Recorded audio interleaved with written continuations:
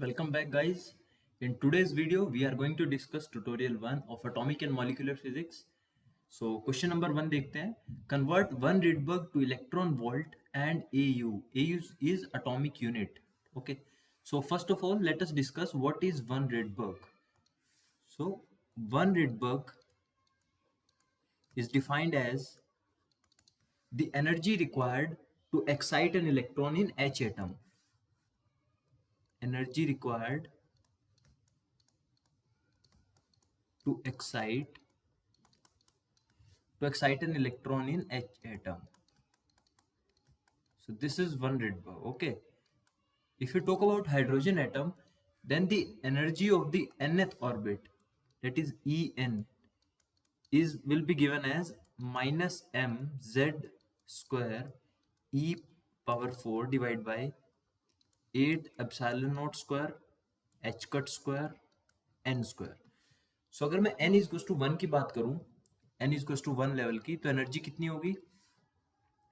E1 that will be equal to 1 Rydberg.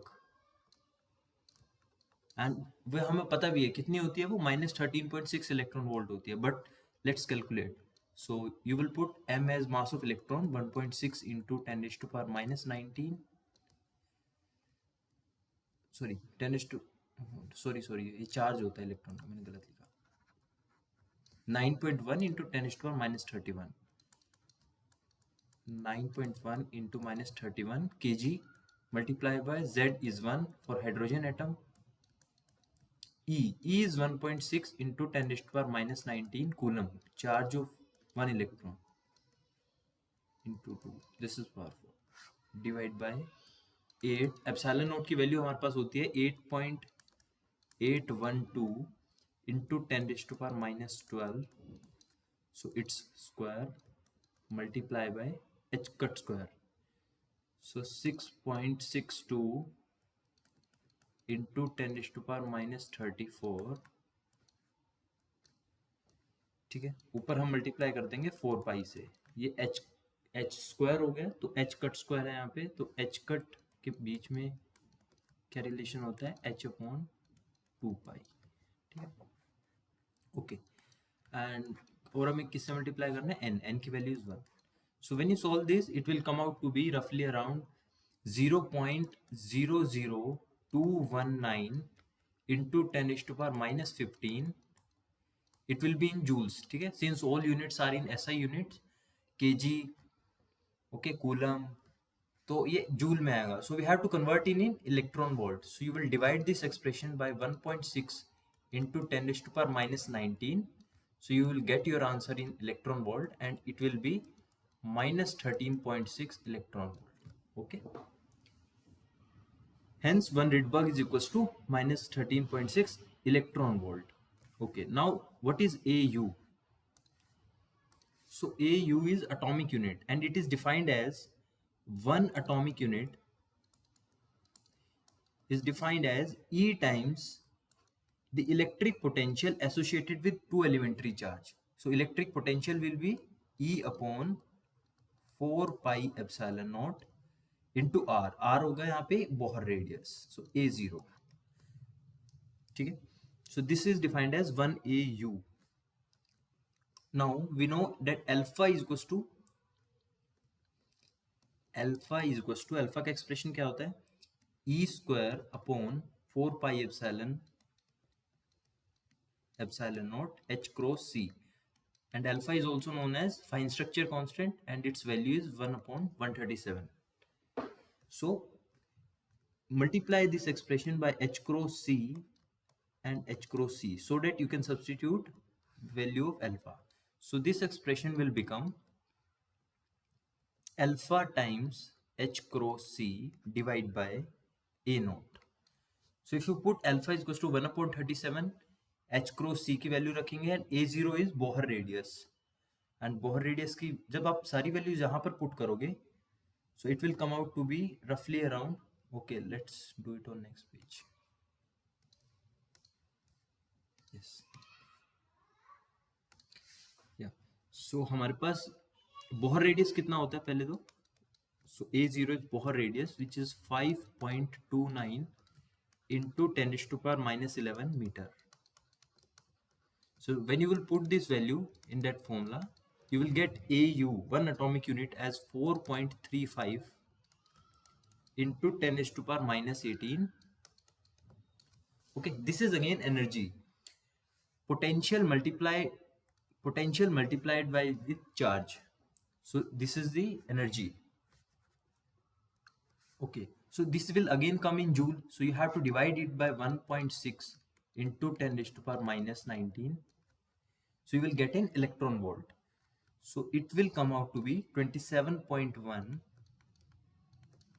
electron volt. Now we have to find the relationship between Rydberg and atomic unit AU. So we see earlier that 1 Rydberg is equal to 13.6 electron volt. Okay, so when you will divide these two expressions, you will get the relationship between 1 Rydberg and 1 atomic unit. So when you will divide, so you will get, and you can also see roughly it is half. This is 27, this is 13.6.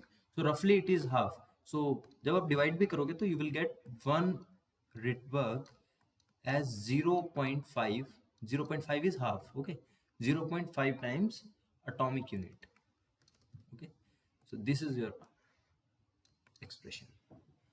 Okay, so let's see, convert 1 Rydberg to electron volt and atomic unit. So electron volt में हमने कितना आया 13.6 electron volt, and atomic unit में कितना आया 0.5 times atomic unit. Okay, now let's move on to next question. So next question is, prove the virial theorem of the hydrogenic system, that is 2 times expectation value of kinetic energy is minus expectation value of potential. So according to Feynman-Hellman theorem, according to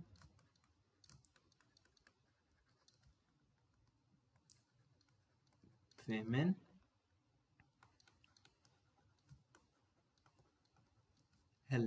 theorem,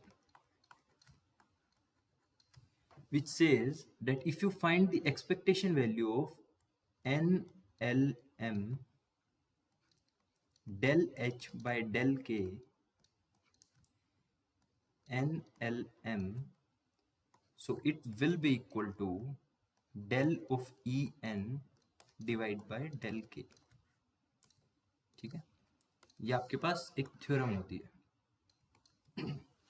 Okay, where what is H? H is your Hamiltonian of the system, and where K is your some parameter. Where K is your some parameter. Okay. Now, first of all, we will write the radial Schrodinger equation for the hydrogenic system. For the hydrogenic system, what is the radial Schrodinger equation?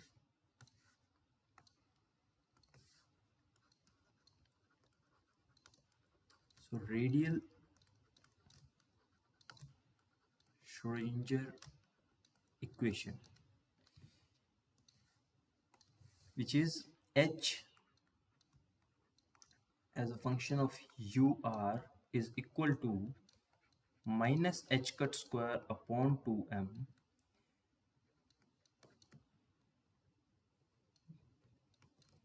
okay, plus H cut square L into L plus 1 divided by 2mr square minus 1 upon 4 pi epsilon naught E square upon R. Okay, the first two terms, first one is the kinetic energy, the last term is your potential energy term, and multiplied by UR,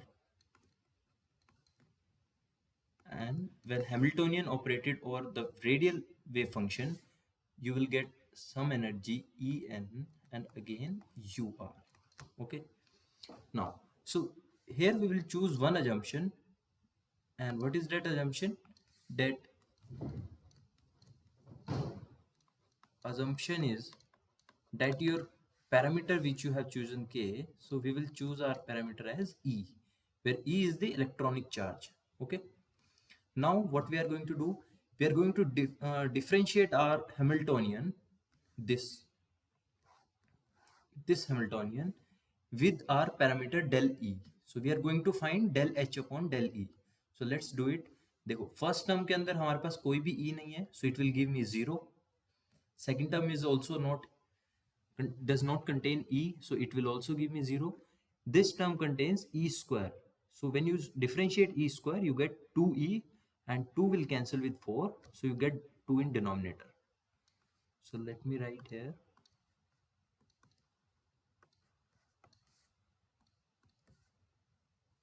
Okay, so del H upon del E will be equal to 0 plus 0 minus 2E upon 4 pi epsilon naught R.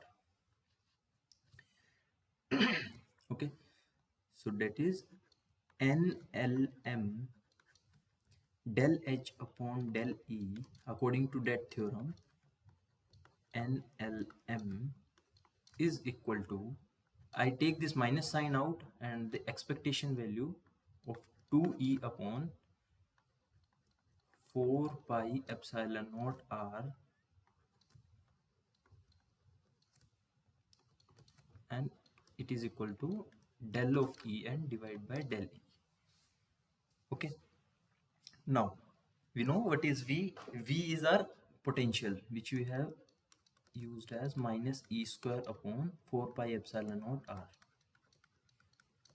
We are going to use it. Okay. Yes. Now,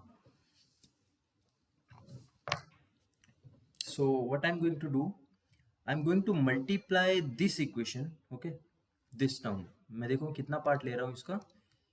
I'm going right hand side की जो equation है इसको थोड़ा solve करते हैं. I am going to multiply by E on both side and bring this 2 here. Okay, so I'm bringing this 2 here in the denominator. So right, this left hand side becomes the potential, the expectation value of our potential. So the expectation value of potential V, NLM, I take this minus sign on the right hand side, so it becomes, or you can say हमारे potential के अंदर भी negative होता है, so I consume this minus sign inside, so it becomes E by 2 del En by del E. Is it okay? Take your time and see if it is okay. I have multiplied with E on both sides and bring this 2 in the denominator. Also we know the expression of En from Schrodinger wave equation, and En is equals to, basically what we are trying to do is, we are trying to establish a relationship between V, that is potential energy, and the kinetic energy. That is our ultimate aim. So for that we are solving it. Okay, so En is basically minus E square upon 4 pi epsilon square m upon 2h cross square n square. ठीक है, and यहां पर हमने z equals to 1 put किया है for hydrogenic atom,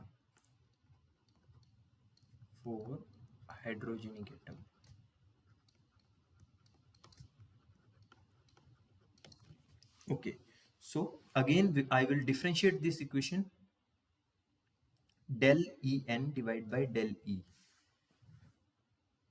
So basically I'm trying to find this term from the expression of En, and I will substitute here and कुछ हमें expression मिलेगा. Let's see. Now, so del En by del E, it will be equal to, देखो E सिर्फ यहाँ पर है, E की power 4 है, so 4 will come 4E cube, it will be 4E cube. So first of all, minus 2 E square divided by 4 pi epsilon naught square into the second term will remain same, m upon 2h cross square n square, and e square का अब यहाँ पर हम differentiate करेंगे 2e, ठीक है। तो जो कैंसिल हो रहा है आप कर सकते हो, एंड फिर से हम क्या करते हैं, e/2 से मल्टीप्लाई करते हैं left hand side and right hand side में। सो e/2 del e n upon del e is equal to minus e upon 2, it will become 4e cube, ठीक है। ये e square and e, 4e cube, 2 is 4, so 4e cube upon 4 pi epsilon naught square multiply by m upon 2h cross square n square. Now, so if you see, if you cancel this this 2 with this 4, and देखो मैं right hand side के expression को थोड़ा सा ऐसे लिख रहा हूँ, I take 2 outside and rest of the terms inside, minus of E square upon 4 pi epsilon naught its whole square and m upon 2h cross square n square, so that कि मैं इसको दोबारा से क्या लिख सकूं, ई एन लिख सकूं, ओके, ठीक है।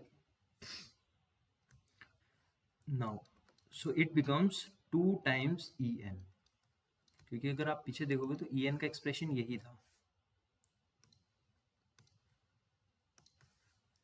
बेसिकली मैंने क्या किया, ई एन के एक्सप्रेशन का ही यूज करके पहले मैंने उसके अंदर e/2 del e n by del e किया राइट लेफ्ट हैंड साइड में, एंड वापस से मैंने उसको ई एन की टर्म्स में लिख दिया। So it is, and the left hand side is equals to v n l m, ठीक है। नाउ वी नो कि हमारे पास जो टोटल एनर्जी होती है that is potential plus kinetic,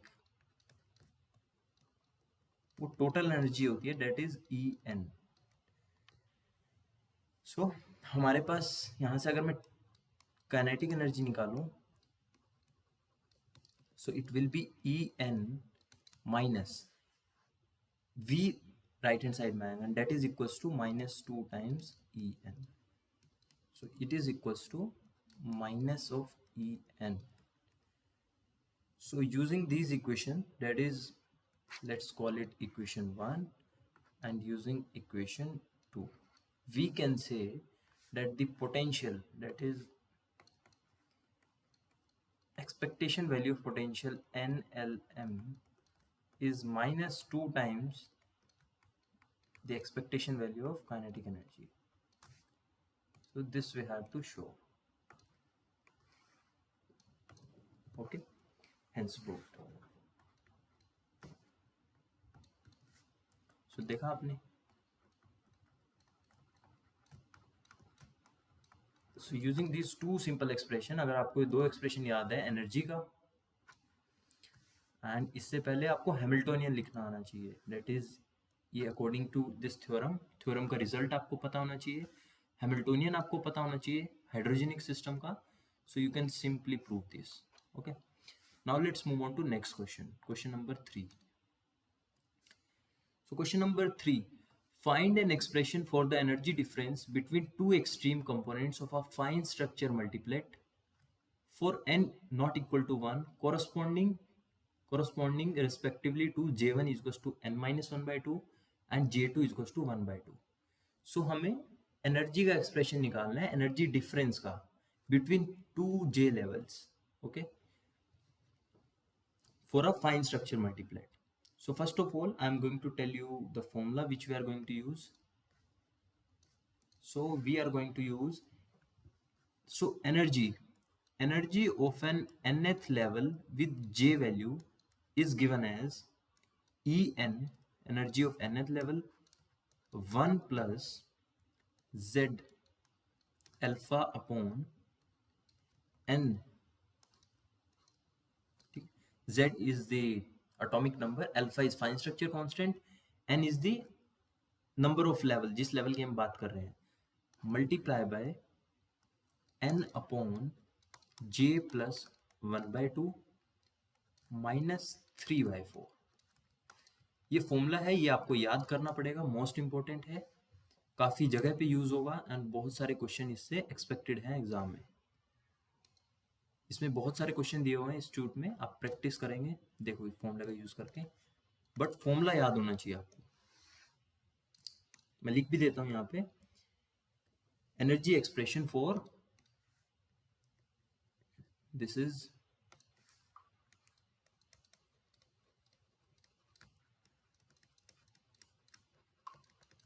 energy expression for fine structure multiplet.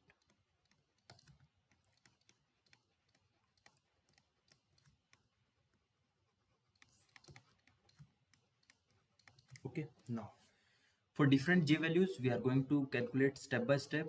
So for first, for j1 is equals to n minus 1/2. Now j1 is equals to n minus 1/2, so I am going to write e comma n comma j1. So in place of j I am going to write n minus 1/2. So it will become en 1 plus z alpha upon n square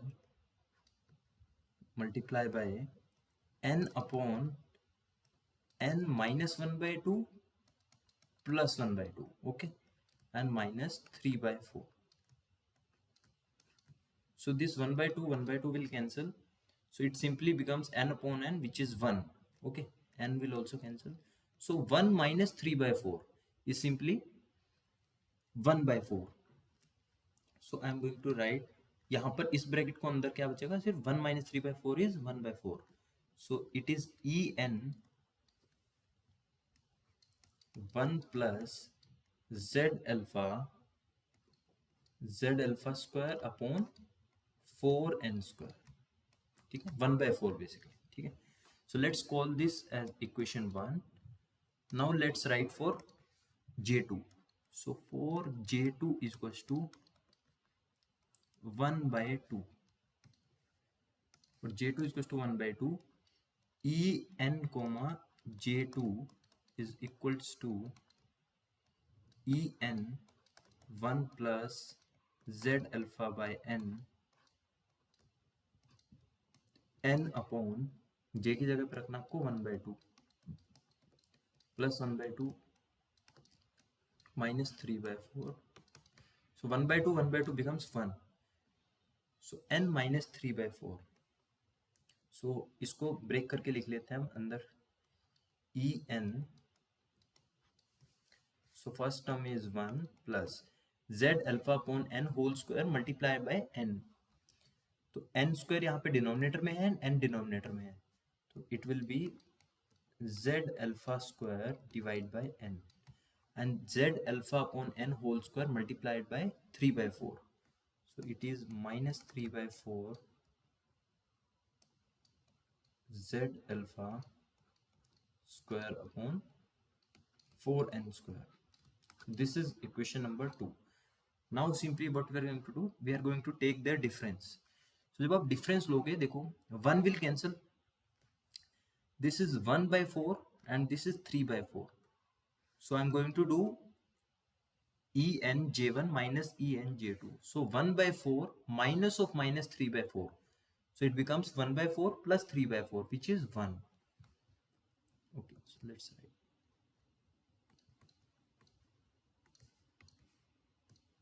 Yeah. So delta E now. Delta E is equals to en comma j1 minus en comma j2. So en बाहर common था, 1 cancel हो जाएगा, and मैंने बताया z alpha square divide bye, ये कितना हो जाएगा, 1 हो जाएगा, 1/4 plus 3/4. एंड हमारे पास कौन सी टर्म आएगी, ये टर्म आएगी, z alpha whole square by n, z alpha whole square by n. Okay, so En,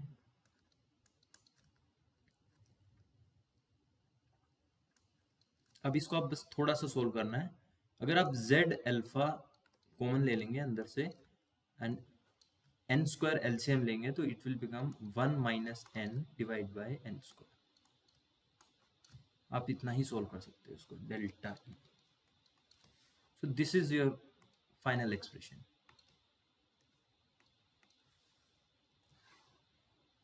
ठीक है, ये आपको कैलकुलेट करना था. समझ आया? ये एक्सप्रेशन याद होना चाहिए बस. j की जगह पे एक बार n minus one by two रखना है, एक बार वन बाई टू रखना है, एंड जो दो इक्वेशंस आएंगे हमारे पास उनको सब्ट्रैक्ट करना है.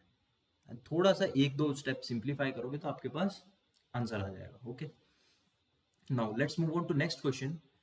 So question number 4 says find an expression for the energy difference between two levels corresponding respectively to J1 is equals to L minus 1 by 2 and J2 is equals to L plus 1 by 2. देखो पहले जो हमने expression लिखा था En का, it gives you the energy of nth level with J value. ठीक है, उसके बाद नेक्स्ट क्वेश्चन में okay it will be in question number 5. ठीक है, हाँ इसमें से हम सेम फॉर्मूला यूज करेंगे. So let me write again ENJ is equals to EN. एक बार मैं आपको इसको थोड़ा जल्दी करूंगा, ठीक है, क्योंकि ऑलरेडी हम सेम टाइप ऑफ क्वेश्चन पीछे कर चुके हैं. So Z alpha square divide by n square n upon J plus 1 by 2 minus 3 by 4. This is our formula. अब फर्स्ट करते हैं for j is equals to L minus 1 by 2. So for j is equals to L minus 1 by 2.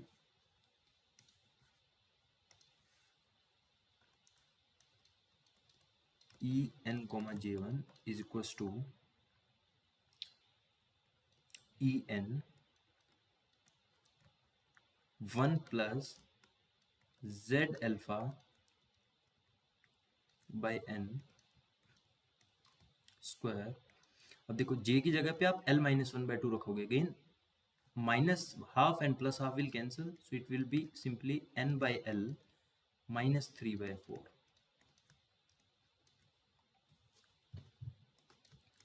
This is your equation 1 for j is equals to L plus 1 by 2. So for j is equals to L plus 1 by 2, इस case में क्या होगा 1 by 2 plus 1 by 2, it will become L plus 1. So it is En 1 plus z alpha by n square n upon L plus 1 minus 3 by 4. Now simple, let's take the difference. So 1 will cancel, second term पूरी cancel हो जाएगी, sorry second term में से क्या cancel होगा 3 by 4, 3 by 4 cancel हो जाएगा, and I can right, यहां पर लिखते हैं. Okay, so delta E is equal to En common होगा बाहर, 1 कैंसिल हो जाएगा, तो मैं क्या करता हूं z alpha upon n square, इस टर्म में से भी n कॉमन ले लेता हूं बाहर. सो अंदर क्या बचेगा 1 by L minus 1 by L plus 1. So L into L plus 1 will be my LCM. So ऊपर बचेगा L plus 1 minus L. ठीक है. तो ये क्या होगा, देखो नीचे n स्क्वायर है, यहाँ पर n है, सो आंसर आएगा आपके पास En z alpha square divide by simply n and multiplied by L into L plus 1. So this is your answer.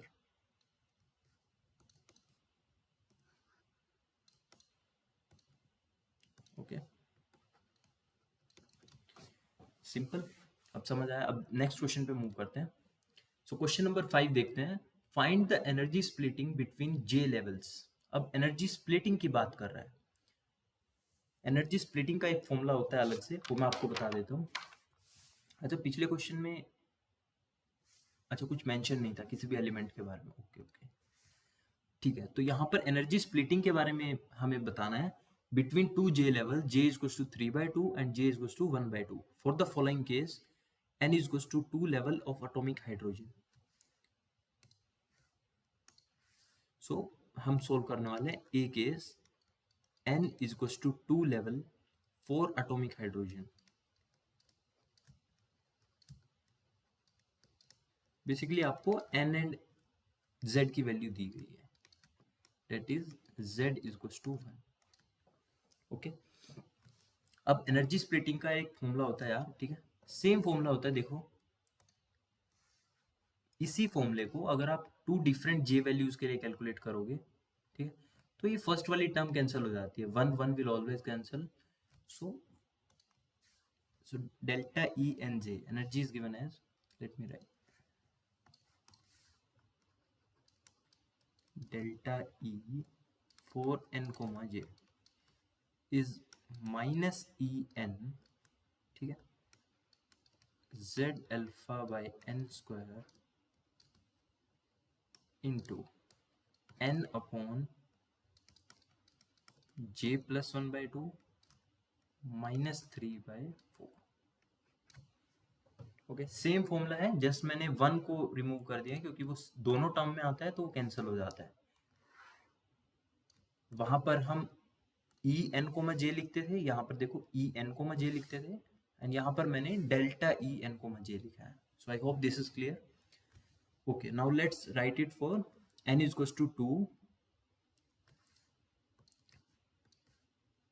So for n is equals to 2 and j is equals to 3/2. हमें two different values of j दे रखी है. सो ये कि मैं यहाँ पर लिख देता हूँ, and for n is equals to 2 and j is equals to 1/2 मैं यहाँ पर लिखूंगा. सो डेल्टा ई, देखो डेल्टा ई n की वैल्यू 2, j की value 3/2 is equal to, this is minus E2, that is energy of second level, into Z. Z को let's अभी last में पुट करेंगे, ठीक है, Z अल्फा अपॉन n की वैल्यू मैं जस्ट अभी पुट कर रहा हूँ. ओके, सो यहाँ पर क्या आएगा, देखो n की वैल्यू 2 डिवाइड बाय j की value 3/2. So 3/2 plus 1/2 is 2, so it becomes 2/2 minus 3/4. So if you see again, this will cancel and 1 minus 3/4 is 1/4. तो मैं यहीं पर रिमूव करके, ठीक है, आप एक बार इसको अच्छे से कर लेना, ये आएगा 1/4. इसके लिए करेंगे तो कितना आएगा, देखो j की जगह पे अगर मैं 1/2 रखूं तो 1/2 प्लस 1/2 इज 1 एंड ऊपर n है, तो इट बिकम सिंपली, अगर मैं इस वाले बाहर वाले ब्रैकेट की बात करूं तो ये इस केस के लिए, सो it will be simply 2/1 minus 3/4. सो अगर आप 4 LCM लोगे so it will become 8 minus 3, that is 5/4. ठीक है, तो मैं डायरेक्टली लिख देता हूँ E 2, 1/2 is equals to minus E2 Z alpha by 2 multiply by 5/4. Again let's find their difference now. Let's find out their difference. So energy shift कितना होगा, it will be their difference basically.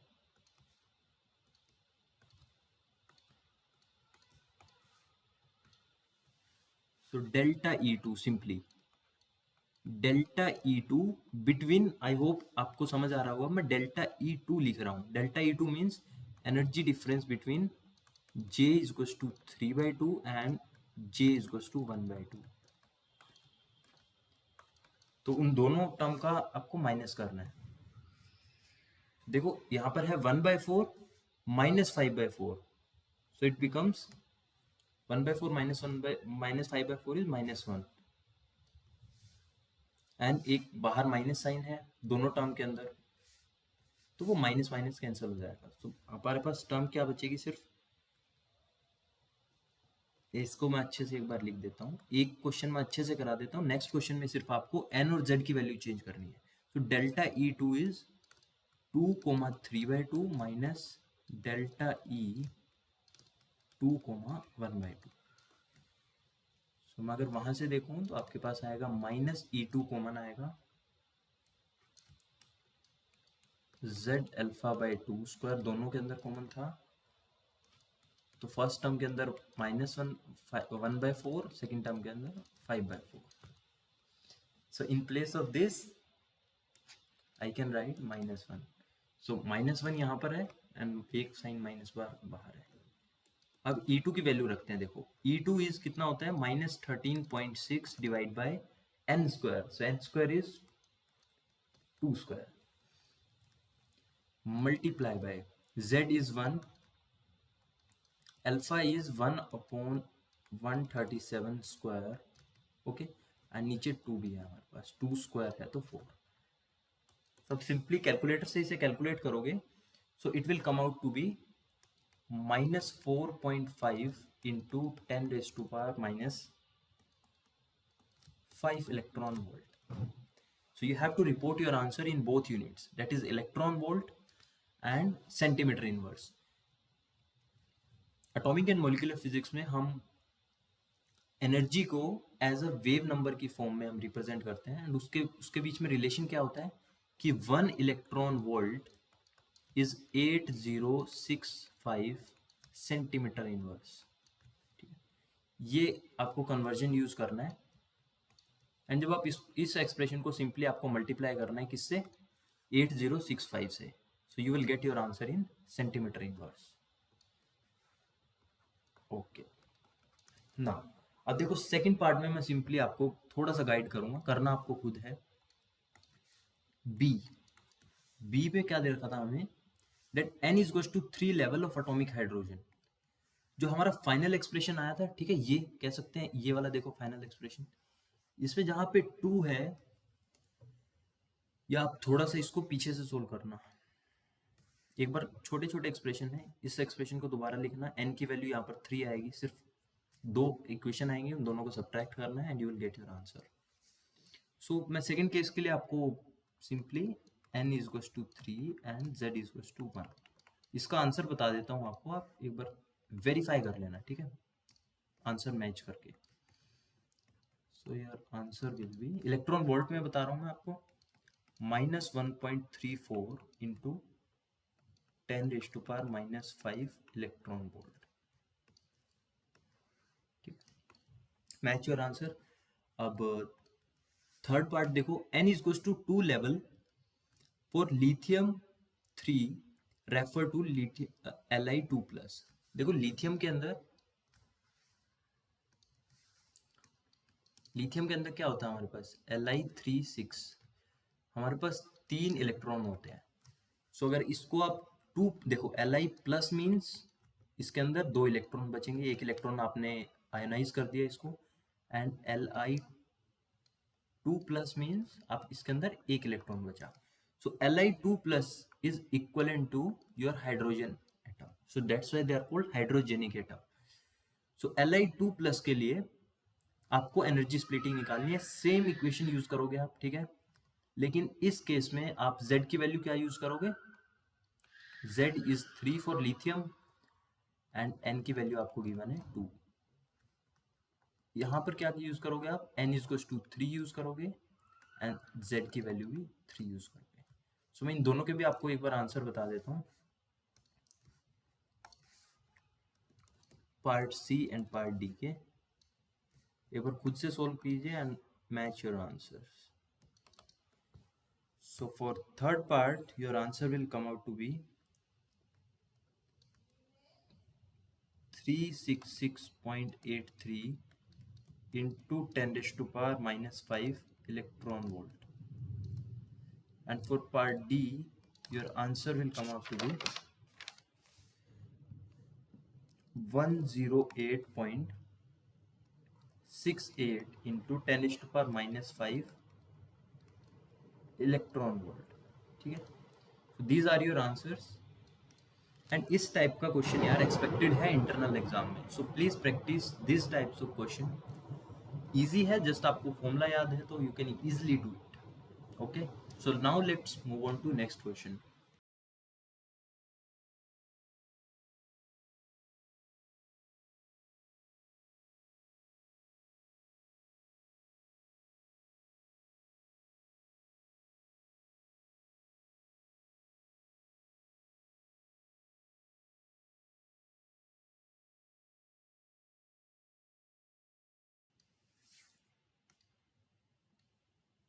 Okay, so question number 6 में आपको given है find the energy splitting between J is equals to 5/2 and J is equals to 3/2 for N is equals to 3 for case of atomic hydrogen and lithium 2 plus. Again, this is the lithium 2 plus. So एक side आपको energy splitting निकालनी है N is equals to 3 for hydrogen atom and N is equals to 3 for lithium 2 plus. तो यहाँ पे आप Z is equals to use करोगे 1 and here you will use Z is equals to 3. Same formula use करेंगे, दो J की values हैं, so same question. ठीक है, सो मैं यहाँ पे एक बार फिर से आंसर लिख देता हूँ ताकि आप मैच कर पाओ बाद में. तो इसका आंसर आएगा रफली आपके पास 4.4 into 10⁻⁻6 electron volt.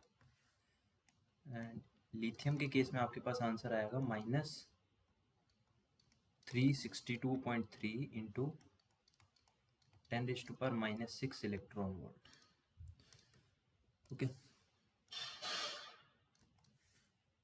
now let's move on to last question. I think consider fine structure effects for Balmer line H alpha and H beta.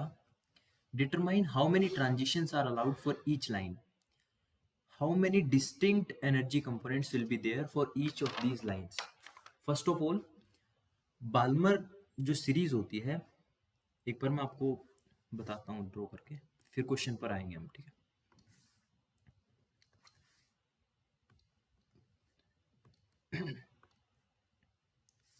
yes.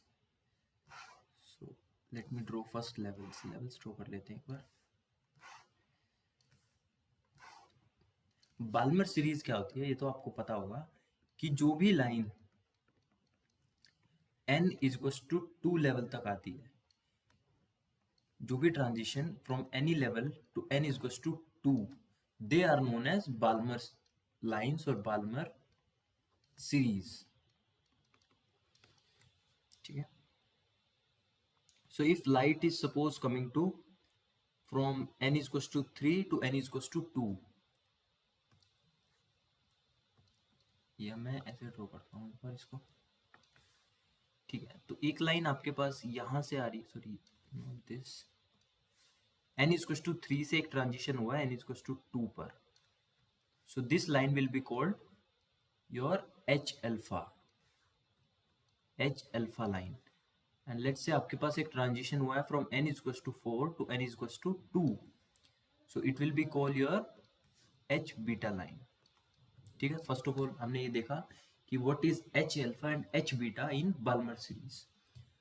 ठीक है, now how many transitions are allowed for each line? So based upon the selection rules we are going to see that how many transitions are possible. So first of all हम H alpha line का देखते हैं. So first of all H alpha line. H alpha line means your n is equals to 3 to n is equals to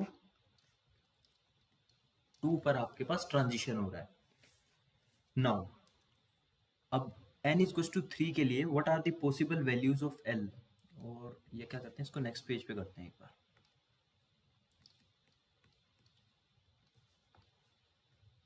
yes, तो यहाँ पे लिखते हैं n is equals to 3 to n is equals to 2। ये h alpha line के लिए लिख रहा हूँ मैं पहले, ठीक है, h alpha. What are the possible values of l? So L varies from 0 to n minus 1, so you can have 0, 1, 2. Similarly for n is equals to 2, your L will be 0 and 1. Okay, देखो अब हमारे पास जो J की value होती है, अब हम electron की बात कर रहे हैं, so for electron spin is half and J you should know J is mod L minus L plus S से L minus S के बीच में होता है, ठीक है। These are the values of J. So what are the possible values of J here? Let's write them. So you can have J value for 0. For L is equals to 0, you can have only J value 1 by 2. That is 0 plus 1 by 2 or 0 minus 1 by 2, same thing. Okay, क्योंकि mode है, comma. For 1, 1 minus 1 by 2 means 1 by 2 or 1 plus 1 by 2, that is 3 by 2. So 2 J values for L is equals to 1. For L is equals to 2 हमारे पास कितनी होंगी? 2 minus 1 by 2 that is 3 by 2 and 2 plus 1 by 2 that is 5 by 2. मैं यहाँ पे लिख देता हूँ S is equals to 1. S is equals to 1 by 2 for electron. यहाँ पर J की वैल्यूज क्या आएंगी? अगेन 0 के लिए 1 by 2 and 1 by 2 के लिए 1 by 2, 3 by 2. These are the possible J values. Now, अब एक हम क्या लिखते हैं? ट्रांजिशन लिखते हैं बेसिकली, नॉट ट्रांजिशन, एक नोटेशन लिखते हैं। देखो नोटेशन लिखने का दो तरीका है हमारे पास।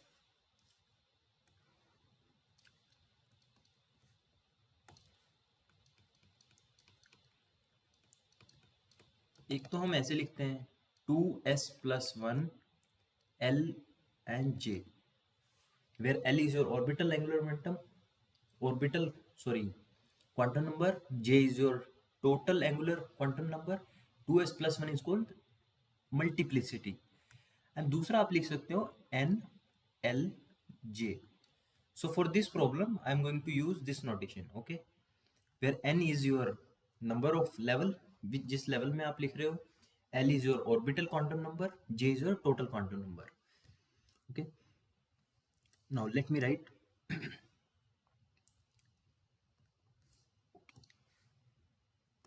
now. So it will be for 1 by 2 N की वैल्यू 3, L की वैल्यू देखो L इज इक्वल टू 0 है। आई होप आप एक बार इसको समझ पा रहे हो।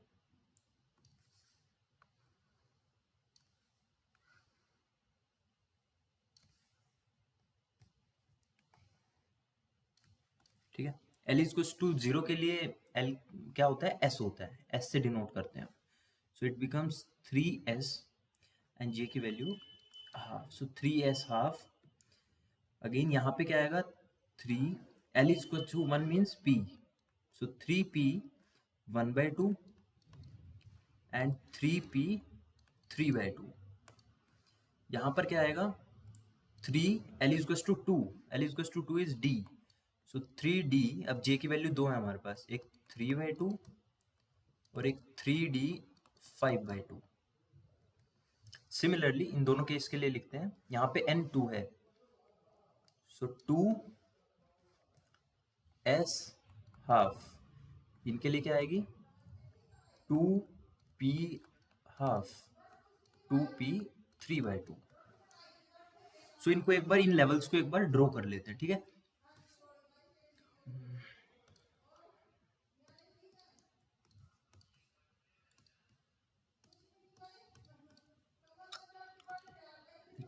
फटाफट से। सो n इज इक्वल टू 3 के लिए हमारे पास कितने लेवल्स हैं? 5 लेवल्स। सो यहीं पर ड्रॉ कर देते हैं, 1 2 3 4 and 5। This is for n is equal to 3 and n is equal to 5 में कितने में स्प्लिट होगा? n is equal to 3 levels में। 1 2 and 3. This is for n is equals to 2. अब मैं एक बार यहाँ पर लिख भी देता हूँ फटाफट से कि ये कौन से लेवल्स हैं. So n is equals to 2 में है आपके पास 2s1/2, 2p1/2. So this is 2s1/2, 2p1/2, 2p3/2 and n is equals to 3 के लिए आपके पास है 3s1/2,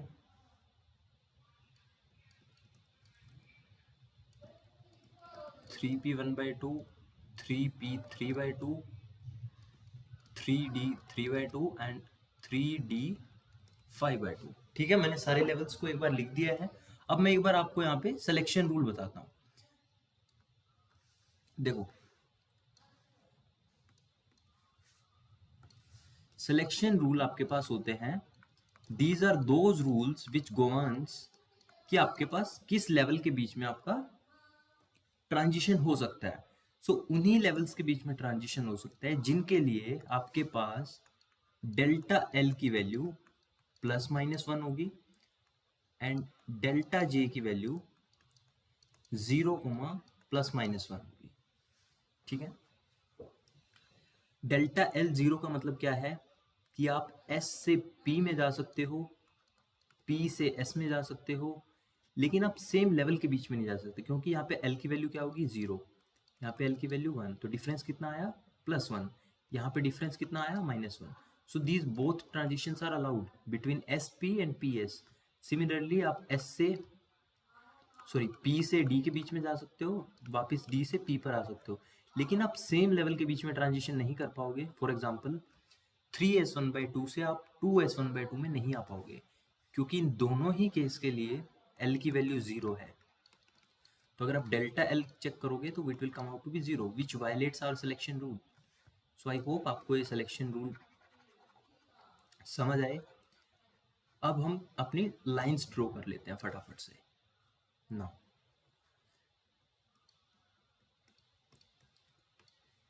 नाउ देखो, अब पहले 3s1/2 लेते हैं. क्या हम 3s1/2 से 2s1/2 में जा सकते हैं? Answer will be no. Why? Because delta L will not be +-1. So हम 3s1/2 से p में जा सकते हैं. ठीक है, तो यहाँ पर फर्स्ट ट्रांजिशन हमारा होगा,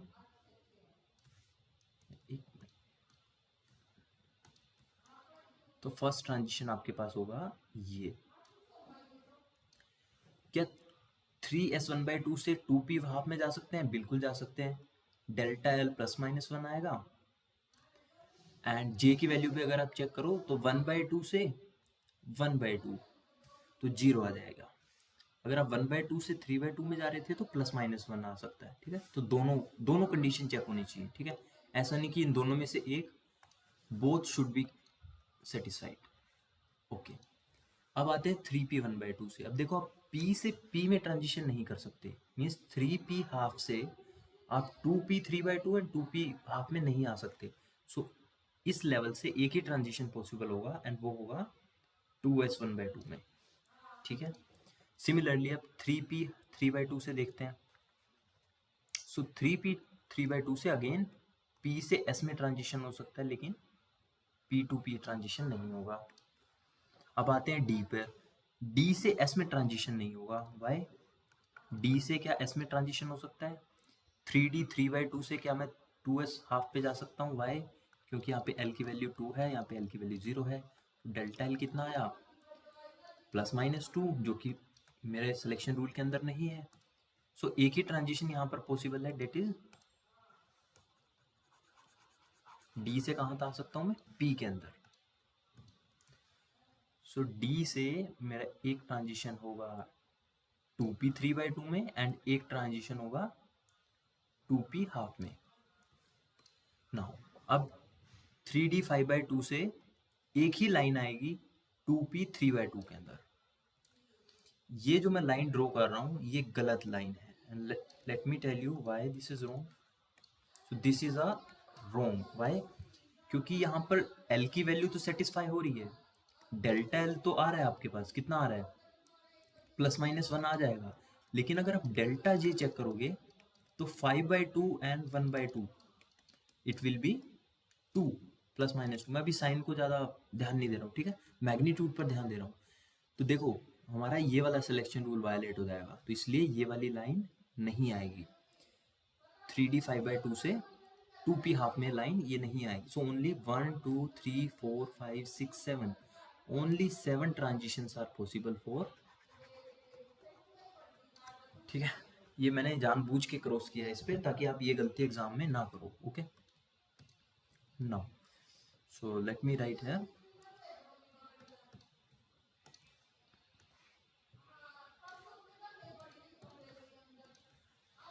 only, not only, total 7 lines are possible.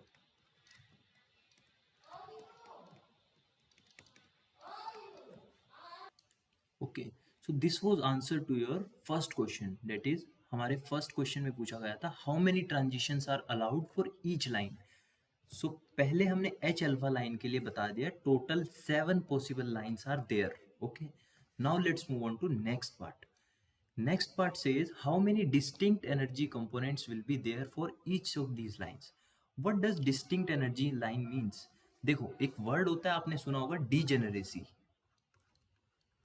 Degeneracy it means two levels having same energy. So there are certain levels which have same energy, and how we are going to identify those levels? So I'm going to write one line, ठीक है। अब ध्यान से देखना कि levels having same n and j value, ये मैं यहीं पे लिख देता हूँ, n and j value are degenerate। degenerate,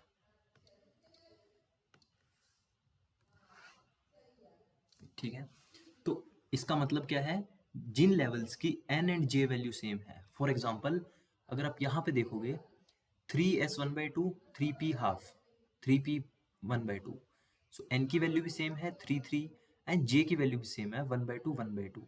so it means these two levels, कौन से लेवल्स, ये दो levels 3p half and 3s1/2 are degenerate levels. Similarly 3p 3/2 and 3d 3/2, n की वैल्यू 3 है, j की वैल्यू 3/2 है। It means both these levels have same energy. Similarly अगर आप n is equals to 2 के लिए देखोगे, so 2p 1/2 and 2s 1/2, these two levels are degenerate. So instead of two lines, I will show these two levels simply by one line. Okay, तो मैं अब एक नया डायग्राम बना रहा हूँ, ठीक है। मैं इन दो लाइन को एक लाइन से रिप्रेजेंट करूंगा, वाई, बिकॉज इनकी सेम एनर्जी है। सिमिलरली इन दो को, तो ऊपर कितनी लाइंस आएंगी, एक, दूसरी इसके लिए, तीसरी इसके लिए, and similarly n equals to 2 में एक लाइन इसके लिए, दूसरी लाइन इसके लिए, सो 5 लाइंस। सो नए पेज पर एक बार फटाफट से मैं लाइंस ड्रॉ कर देता हूँ, ठीक है।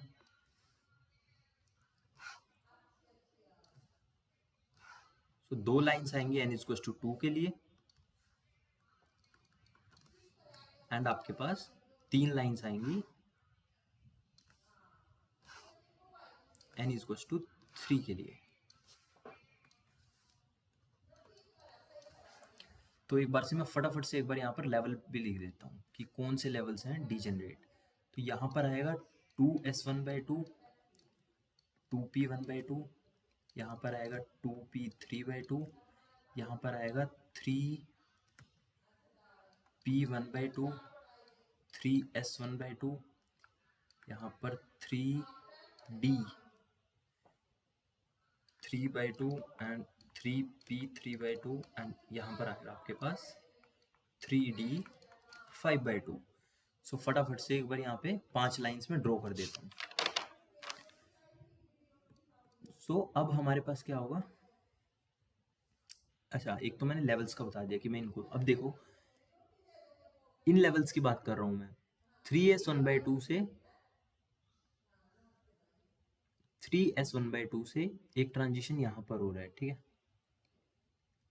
ओके, ये एक लाइन से आएगा, ये डिस्टिंक्ट लाइन है। लेकिन जब आप देखोगे 3s1/2 से 2p1/2 एंड 3p½ से 2s1/2, सो इन दोनों लाइंस को मैं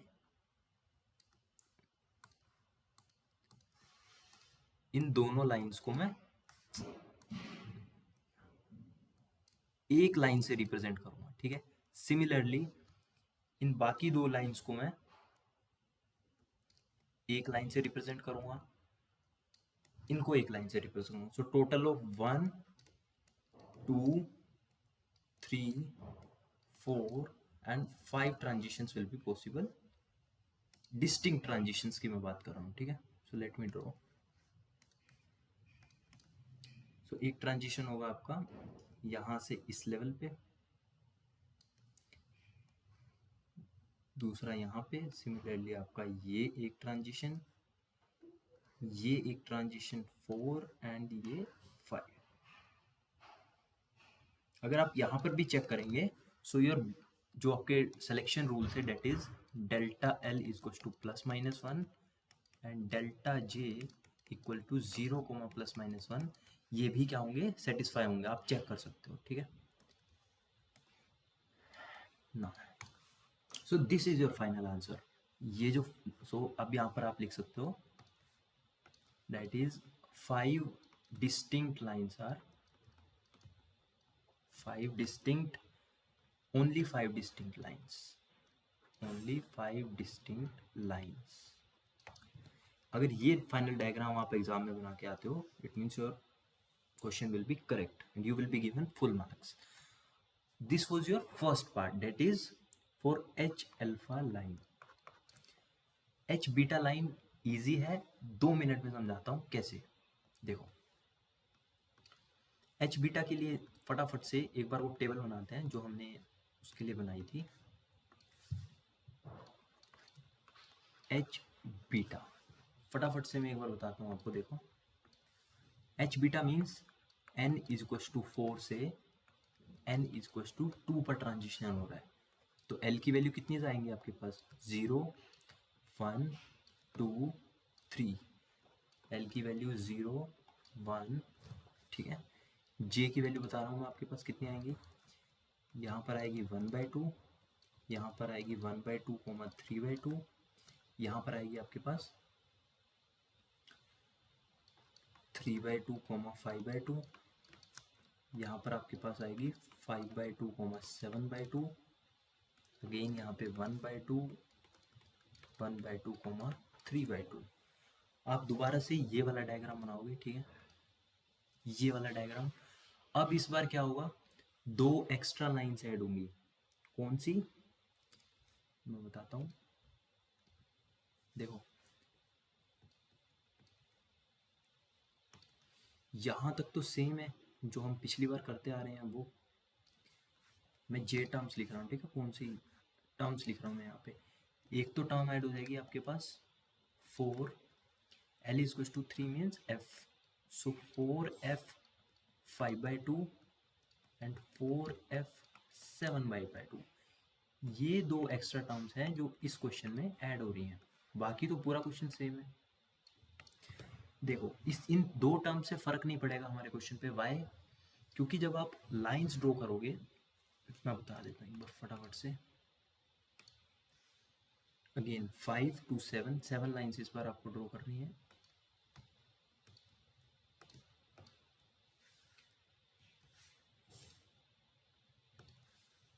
सो लेट मी ड्रॉ फटाफट से। 1 2 3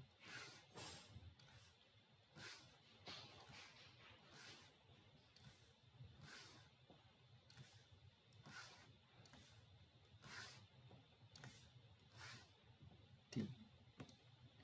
so this is for n equals to 2 and this is for n equals to 4। ऊपर वाले मैं लेवल्स लिख रहा हूँ यहाँ पे। आपके पास आएगा 4F 5/2, 4F 7/2। देखो मैं इसलिए कह रहा था आपके यहाँ पर क्या था, एक बार 2S 1/2 2p1/2, 2p3/2। देखो ये दो लेवल से कोई भी ट्रांजिशन नहीं होगा। वाई? क्योंकि n इज टू 2 पे आपके पास एक तो p है एंड एक s है, एंड आपके n इज टू 4 पर क्या है, f। तो ना तो आप f से p में ट्रांजिशन कर सकते हैं, ना f से s में ट्रांजिशन कर सकते हैं। वाई? बिकॉज हमारे डेल्टा l का जो सिलेक्शन रूल है वो वायलेट हो जाएगा। इसके लिए l की वैल्यू 3, यहाँ पर l की वैल्यू 1, यहाँ पर l की वैल्यू 0। जब f से p में ट्रांजिशन करने का कोशिश करोगे तो डेल्टा l की वैल्यू 2 आएगी, एंड f से s में आने का ट्राई करोगे तो डेल्टा l की वैल्यू 3 आएगी, एंड दोनों ही केस क्या हो जाएंगे, रोंग हो जाएंगे। सो इसलिए इन दो लेवल की वजह से हमारी ट्रांजिशन लाइंस पर कोई भी इफेक्ट नहीं आएगा। सो you can write 7 possible lines, and out of which only 5 lines will be distinct. Only 5 lines will be distinct. So you are going to draw the same level, same diagram जो आपने ये draw किया था ना, ये same diagram आएगा इसमें भी, इसी क्वेश्चन में। सो this was your question number 7।